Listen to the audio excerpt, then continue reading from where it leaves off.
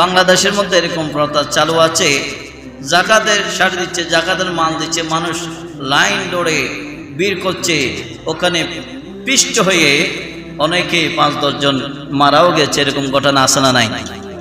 আপনি জাকাত কিভাবে দিবেন? এখন নবীজি ইরশাদ করেছেন এমনভাবে জাকাত দিতে হবে যেন আগামী বছর আস্তে আস্তে সে নিজে জাকাত যাওয়ার স্বাবলম্বী হয়ে উঠতে পারে।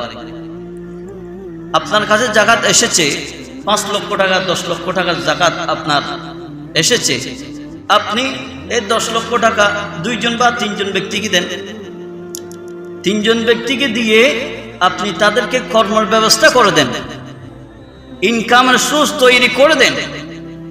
এখন আমরা জাকাত দিই একটা শাড়ি, একটা লুঙ্গি বা একটা গেঞ্জি ১০০ টাকা, ৫০ টাকা, ৫০০ টাকা, ১০০০ টাকা, ২০০০ টাকা, ৩০০০, ৫০০০, এগুলো তো পরিবারের ভরণ পোষণে শেষ হয়ে যায়।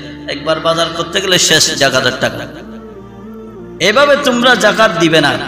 জাকাত কিভাবে দিবা?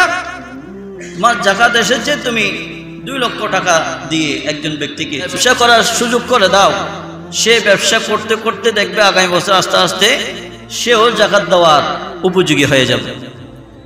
একজন গরিব মানুষ, ওনাকে আপনি ২ লক্ষ বা ৩ লক্ষ টাকা দিয়ে একটা গাড়ি ক্রয় করে দেন, সে ড্রাইভিং করে স্বাবলম্বী হতে পারবে।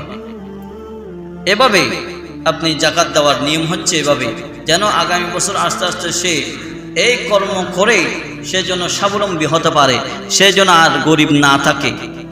এখন আমরা যেভাবে জাকাত প্রথা চালু করে দিয়েছি, এইভাবে আপনি কিয়ামত পর্যন্ত দিলে সে গরিবই থেকে যাবে।